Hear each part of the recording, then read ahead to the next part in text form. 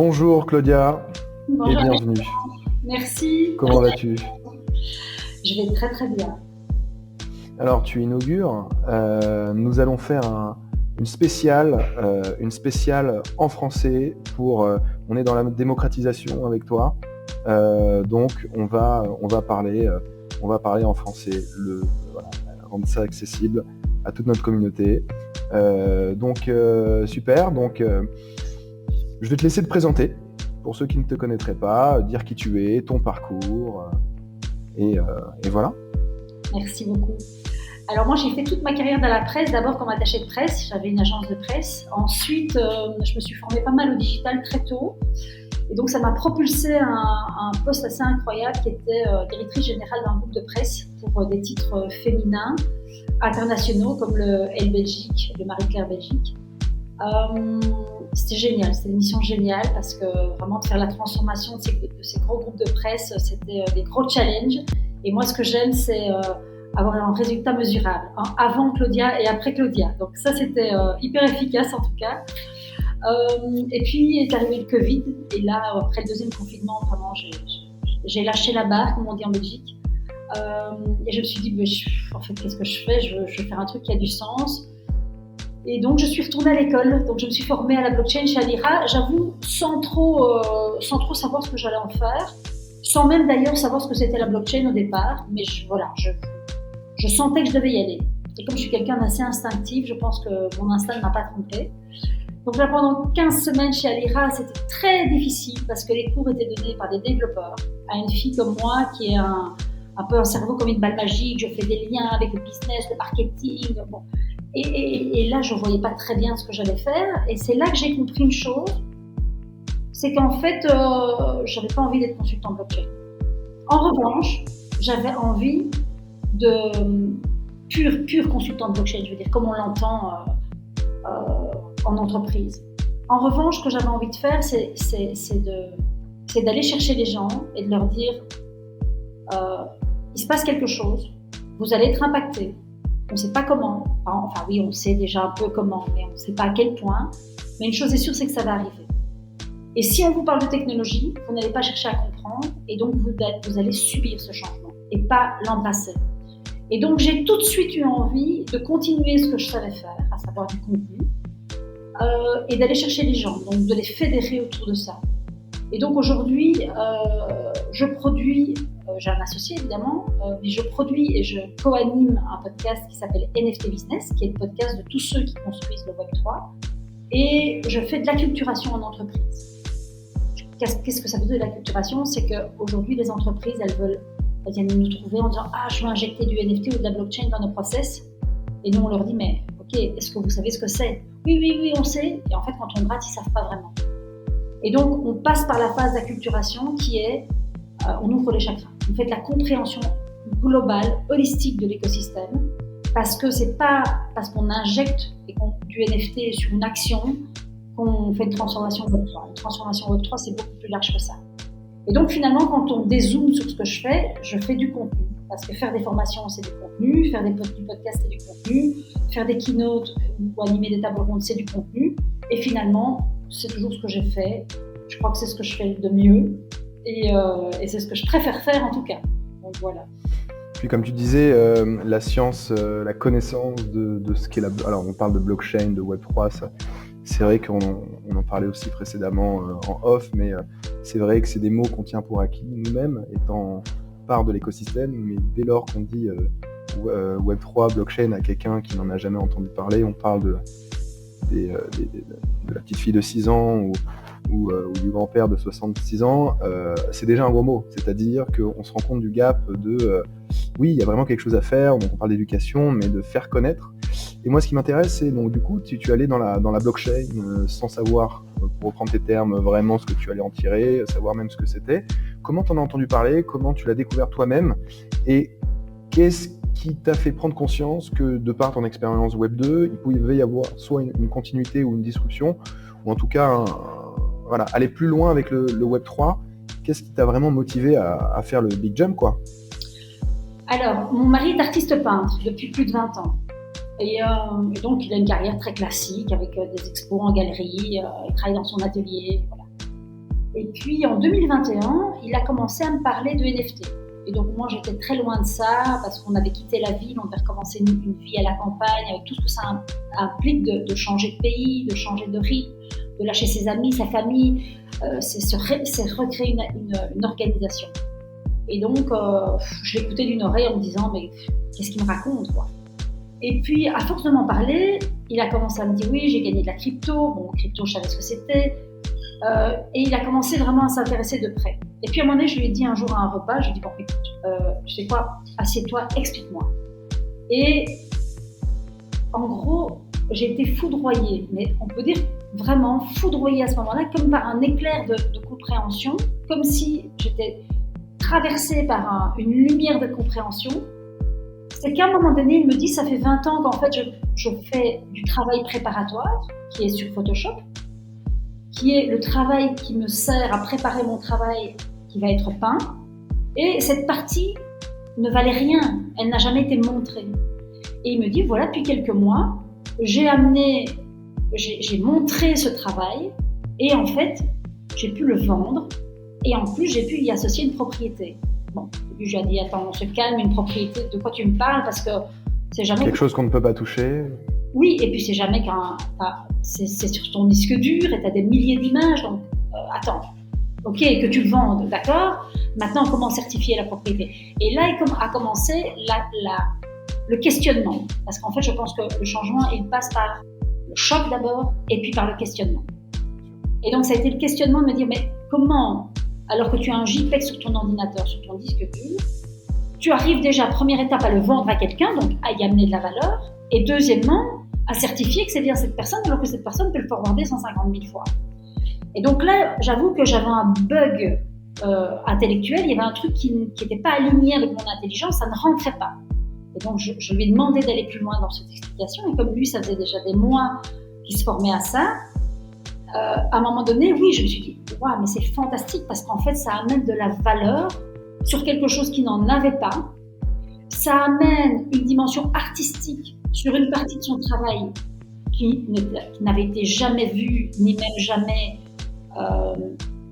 exploitée par lui-même, en fait. C'était juste du résidu stocké, parce qu'effectivement, c'était ses archives, donc c'était stocké. Et donc là, je me suis dit, waouh!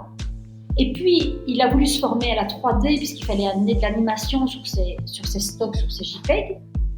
Et donc là, tout d'un coup, j'ai commencé à me dire, ah ok, donc il faut, ça amène de la valeur, on peut y amener le sens de la propriété, et en plus, on va aller chercher des métiers qui avant étaient des métiers complètement isolés. Donc on va greffer des métiers sur des métiers existants. Je me suis dit, waouh, ça c'est une économie, une nouvelle économie qui se dessine. C'est des nouveaux paramètres, c'est des nouveaux enjeux. Et bon, vivant avec un artiste, c'est chouette, mais j'en avais déjà un peu soupé. Donc je me suis dit, qu'est-ce qu'on peut faire en entreprise avec ça? Et donc là, lui il s'est dit, comme il a commencé à toucher de la crypto-monnaie, il a voulu comprendre, il a commencé à vouloir investir, et donc il s'est formé à la DeFi, à la finance décentralisée chez Alira. Et puis là, j'ai vu qu'il y avait un parcours sur la blockchain, et je me suis dit, ok, je sais pas trop ce que je vais en faire, mais en gros, l'idée, c'est, j'ai été choquée, il y a du questionnement, il y a un début de compréhension, je vais chercher la connaissance, et après, on verra bien ce qu'on en fera. Et en fait, j'ai pas eu encore fini mon parcours de chez Alira, vraiment, c'était difficile, et pourtant, je le recommande à plein de gens de faire Alira. Mais j'étais en souffrance, parce que je me disais, mais qu'est-ce qu'il me raconte? Qu'est-ce que je vais faire avec ça? Parce qu'il n'y avait pas justement ces liens avec la vraie vie. Les développeurs, c'est des êtres à part, ils ont un cerveau qui ne sont pas configurés comme nous, et donc ils vous transmettent de la connaissance, mais ils vous disent pas ce que vous pouvez en faire. Et en sortant de là, je me suis dit, ok, bon, bah, comment je peux continuer à apprendre? Comment je peux rencontrer des gens? Parce que bon, on vit quand même dans un petit village de 300 habitants où il n'y a même pas une épicerie. Donc à un moment donné, je me suis dit, ça passe aussi par... moi, je suis une femme de réseau, donc ça passe aussi par la rencontre et par la connexion aux autres. Et comme lui avait déjà un podcast qui s'appelle l'art du NFT, je lui ai dit, bah, ok, alors je vais faire un podcast NFT Business, est-ce que tu veux le faire avec nous? Et on a décidé ça sur le coin d'une table à la campagne, les deux pieds dans des bottes de caoutchouc. Et en fait, c'est juste génial, quoi. Parce que... Et puis, il n'y a pas de lieu, avec la décentralisation, il n'y a pas de lieu prédéterminé. On peut faire on peut faire de la démocratisation et de la blockchain partout. Important à préciser. Oui, en plus, comme tu disais, c'est un écosystème assez fermé qui aujourd'hui est tenu dans une poignée d'hommes et de femmes en France. Et donc finalement, on demande tous la même chose, à se connecter les uns aux autres, à partager, à co-créer, et à builder ensemble. Donc ça a été très facile. Et alors aussi, ce qui était chouette, c'est de me rendre compte que le podcast que nous faisions était très différent. Et ça, on s'en est pas rendu compte au départ. C'est les feedbacks des auditeurs qui nous ont fait nous en rendre compte. On était très différents des autres, de tous les influenceurs crypto qui existaient sur le marché, les NFT. Parce qu'évidemment, on n'a pas le même âge qu'eux et on n'a pas la même approche. On arrive avec des bagages Web 2. Une vision qui est, oui, le Web 3, pour moi, c'est juste une cape que j'ai mise comme Superwoman. Je me suis mise une cape, mais je reste qui je suis avec mes compétences Web 2, à savoir stratégie de contenu, expérience utilisateur, objectif de trafic, de rétention, de conversion. Oui, avec une couche blockchain en plus, mais je ne me suis pas changée. Et donc, c'est chouette de voir que parce qu'on est différent, ben, ça fonctionne. Et donc, cultiver cette différence. Eh ben, c'est super. Oui, moi, ce que j'aime dans ton discours et dans ton approche, c'est vraiment voir aussi une partie complémentarité dans la suite. Le Web 2, c'est quelque chose, et le Web 3, ce n'est qu'une extension de possibilités. C'est un discours et une discussion qu'on a souvent. Alors nous, dans notre cas, dans la partie création, c'est comment la technologie permet d'aller plus loin dans la création. Mais là, dans l'absolu, c'est avec la couche économique, entreprise. On voit même des entreprises Web 2 natives, et j'ai envie de dire Web 2 natives, c'est par nature et par définition, mais qui repensent leur stratégie, ou même parfois sans repenser leur stratégie, qui créent un nouveau produit, un nouveau département, qui explore une nouvelle piste en parallèle, qui ouvre une section basée sur l'Internet de la blockchain ou le Web 3. Et moi, donc du coup, sur justement votre podcast NFT Business, vous êtes au contact, vous êtes sur le terrain, si je puis dire, quotidiennement des entrepreneurs. Donc depuis, alors ça fait quoi? Ça fait 1 an? On a lancé le premier podcast, le premier épisode le 20 janvier. Et donc là, on arrive à notre 50e, je crois. Donc on a vraiment carburé. Ouais. Et on a l'impression qu'en fait, il s'est passé 5 ans. En fait, il ne s'est même pas passé 1 an. C'est juste dingue. Et donc, vous voyez le monde changer Alors oui, on voit les choses vraiment... donc, en janvier 2021, non, en janvier 2022, pardon, on était contacté 15 fois par jour par des gens qui avaient des projets NFT et qui voulaient être accompagnés. Et on était un peu saoulés parce qu'on n'arrivait pas à gérer et que souvent on arrivait au bout du process avec des gens qui n'avaient pas de budget et qui ne se rendaient pas compte que ça comportait autant de choses de faire un projet NFT. Ce qu'on a remarqué pendant les mois qui ont suivi, c'est qu'on avait de moins en moins de demandes. Alors, ça peut paraître bizarre, mais c'était plus positif. C'était positif qu'on ait moins de demandes. Et en fait, moi, j'associe ça au fait que les gens, ils ont compris que faire un projet NFT, c'était pas je sors pas un lapin de mon chapeau. Non, c'était plus conséquent que ça. Et donc, entre janvier et quelques mois plus tard, ça veut dire que la connaissance a percolé sur les gens. Il y a des tas de gens qui se sont dit non, j'ai pas les moyens, l'ambition, l'envergure de faire un projet. C'est déjà quelque chose de trop compliqué pour moi. En revanche, donc ça c'était plutôt tout ce qui est petits projets liés à l'art ou à des gens en personne physique. En revanche, en parallèle, ce qu'on a vu, c'est une diminution de ce genre de projet, mais augmentation en parallèle d'entreprises qui écoutent notre podcast et qui viennent nous trouver en nous disant tiens, au fond, on se rend compte en fait que la technologie peut amener de l'amélioration de nos process ou des améliorations dans notre comment peut-on faire? Et donc là, nous, on s'est servi de notre expérience en disant c'est pas parce qu'on injecte du NFT qu'on est Web3. Une transformation Web3, c'est une transformation 360 qui va impacter du top management au dernier niveau de l'entreprise. C'est comme une transformation digitale dans le Web 2. Et on n'a jamais réussi une transformation digitale dans le Web 2 en engageant un type qu'on a mis tout seul dans un bureau. Non, les bonnes transformations, c'est des transformations horizontales, transversales, dans tous les départements, de haut en bas. En revanche, une bonne transformation, c'est une transformation qui sert à quelque chose. Donc, il faut définir des objectifs. Donc, vous arrivez chez nous, vous voulez injecter du NFT, c'est quoi l'objectif? Et alors là, souvent, c'est le blanc. Ils ne savent pas. Ils te disent oui, j'ai entendu que. Ok. Qu'est-ce que le NFT apporte? Ok. En quoi il est indispensable dans votre projet? Utile, indispensable, et voire même oui, indispensable. Et donc là, ce qu'on leur dit, on leur dit, avant d'injecter quoi que ce soit, on commence par, ok, vous avez été choqué par quelque chose, comme moi avec Benjamin. Vous avez été choqué par quelque chose, vous vous êtes rendu compte à un moment donné, waouh, il y a un truc qui se passe. Après, vous allez chercher de l'information. Et ça, c'est ce qu'on appelle la période d'acculturation. On ne devient pas des experts, mais on commence à comprendre l'écosystème 362. Et quand on commence à comprendre, on fait des liens, on dit tiens, mais ça pourrait impacter mes RH. Ah oui, on est loin du projet NFT marketing. Ah, mais ça, ma supply chain, moi j'ai des colis qui disparaissent. Ok, on note. Et puis on fait le lien, on fait de l'acculturation 360 degrés, tout niveau. Et puis après, on les renvoie chez eux, les entreprises, et on leur dit ok, maintenant vous allez identifier vos besoins.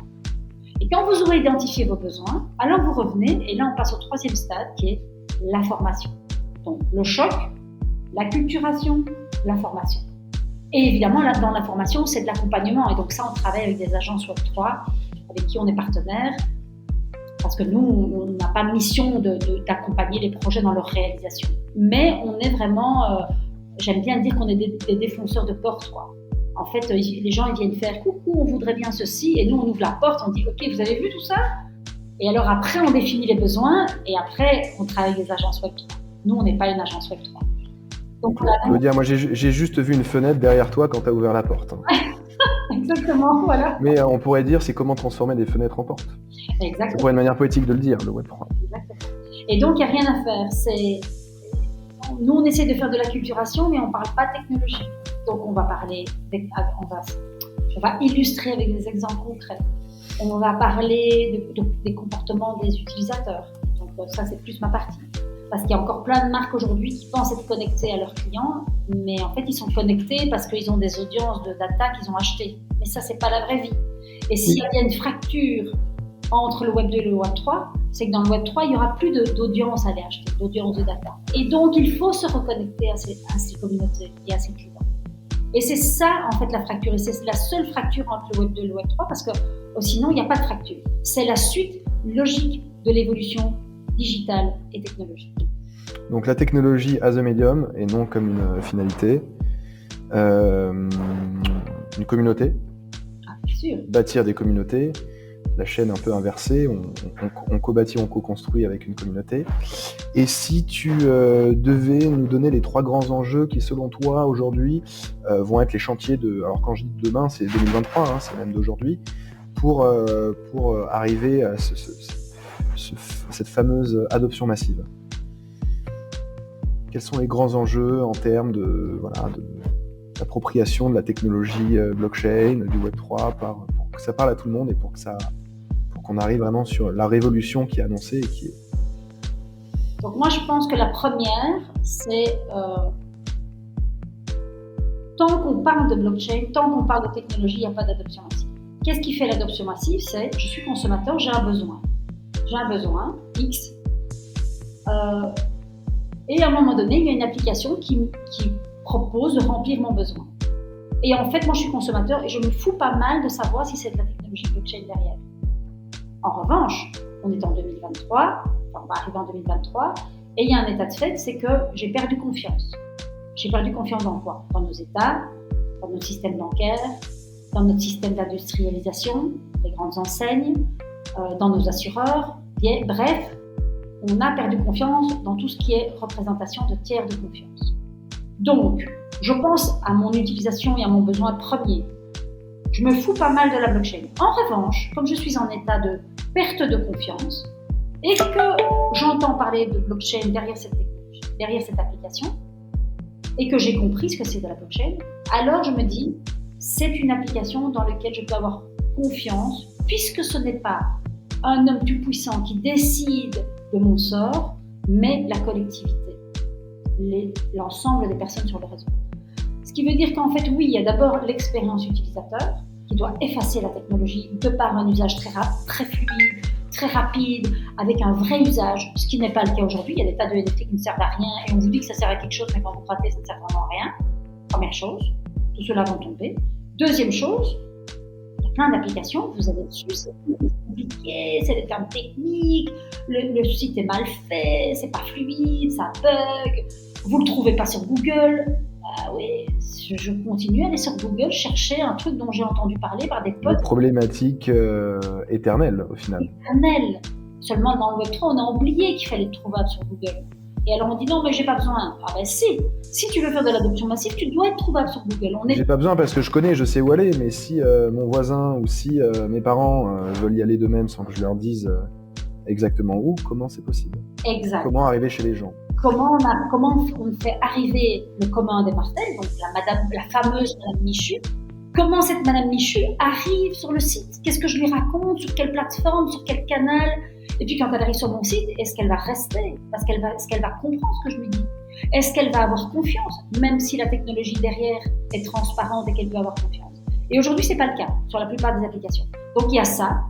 Et il y a en parallèle tout l'enjeu des marques. C'est-à-dire qu'aujourd'hui, les marques, elles ont des communautés, bien sûr, sur tous les réseaux sociaux, mais les gens n'ont plus confiance, parce que les marques sont aussi des tiers de confiance. Et quand elles vont arriver, là maintenant, tout de suite, bientôt, où elles ne pourront plus acheter de la data, elles ne pourront plus surexploiter de la data, elles ne pourront plus abuser de la data qu'on nous vole quelque part, alors il va falloir faire attention à ce qu'on dit, faire ce qu'on dit et dire ce qu'on fait, être transparent, et aller chercher sa communauté à travers la confiance. Ce qui n'est pas gagné, parce que là aussi, il y a de la stratégie de contenu. Qu'est-ce que je raconte à ma communauté pour qu'elle ait envie de me donner sa data? Puisque ma data est dans mon wallet, qu'est-ce que je vais raconter si je suis, je sais pas moi, Décathlon? Qu'est-ce que je vais raconter à ma communauté pour que tout d'un coup, moi, Claudia Lema, je dise, ok, j'ai fait une partie de tennis avec une combinaison haptique qui a mesuré ma capacité à la résistance physique, à la résistance à la fatigue, à mon taux de glycémie, à ma résistance cardiaque. Tout ça est dans mon wallet et je vais mettre ça à disposition de Décathlon.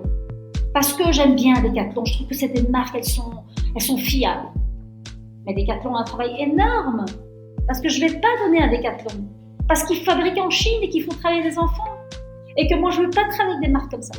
Et donc c'est tout l'enjeu des marques qui vont devoir se transformer et nous c'est ce qu'on dit quand on fait de la culturation d'entreprise. Je leur dis mais la blockchain, c'est comme si je vous disais Internet, qu'est-ce que vous allez en faire?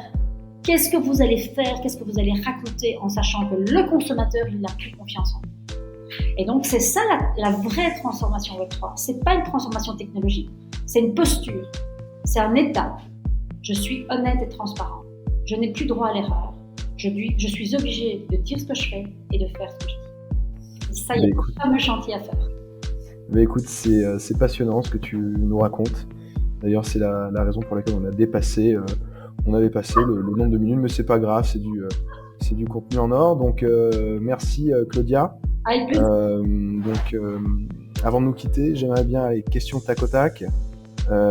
Si un entrepreneur ou une entrepreneuse t'a impressionné au courant de cette année 2002, donc que tu as pu rencontrer sur le terrain, dont tu as envie de parler, y en a-t-il un ou une, ou y en a-t-il plusieurs?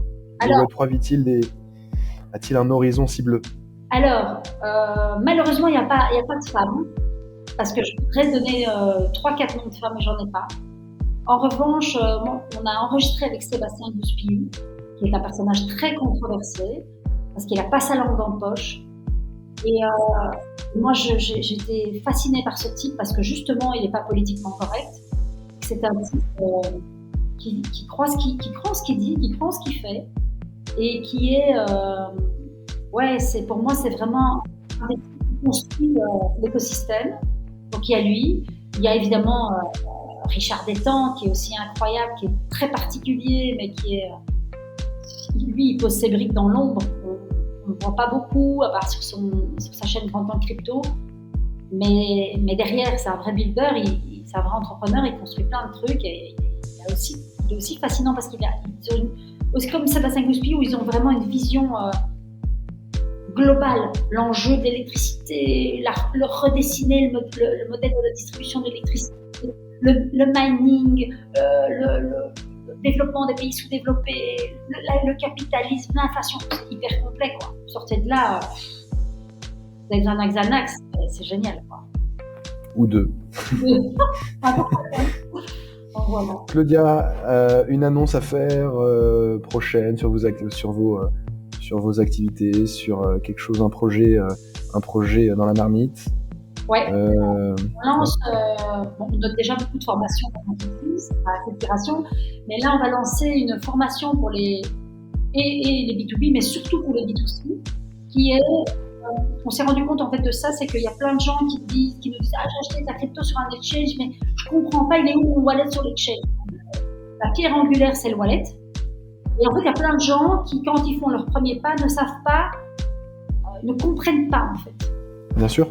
C'est très compliqué, il y a un effort d'abstraction énorme. Ouais, et puis oui, mais mon argent, il est où? Est-ce qu'il est sur le wallet? Est-ce qu'il est sur l'exchange? Et si je le mets sur le wallet, mais oui, mais alors à quoi sert l'exchange? Et donc, on a décidé de construire une formation qui est faite.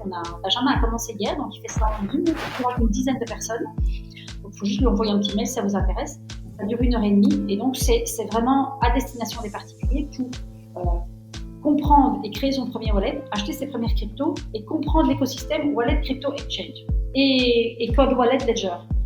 Donc c'est vraiment aussi axé sur la sécurité et ça fonctionne assez bien. On n'a pas encore eu le temps de communiquer, mais ça fonctionne. C'est ce dont on discutait d'ailleurs lors de l'interview qu'on avait faite avec Benjamin, justement, sur ce besoin qu'il a et que les gens ont de comprendre. La blockchain, cette technologie amène de nouvelles manières, de nouveaux médiums d'échange, que ce soit de la crypto-monnaie, que ce soit de la valeur digitale qui n'est pas de la monnaie, par exemple des NFT. Et on veut savoir en fait comment ça marche, quoi. Parce que c'est tellement abstrait que la valeur de ce que ça a n'a proportionnelle à la valeur qu'on accorde et le crédit. On fait la confiance. On en revient toujours à la notion de confiance qu'on a en ça. Donc écoute, merci Claudia pour cette discussion riche ou très riche. Je te dis à très bientôt et je te remercie. Merci pour ta confiance, Alexandre. À bientôt. À bientôt.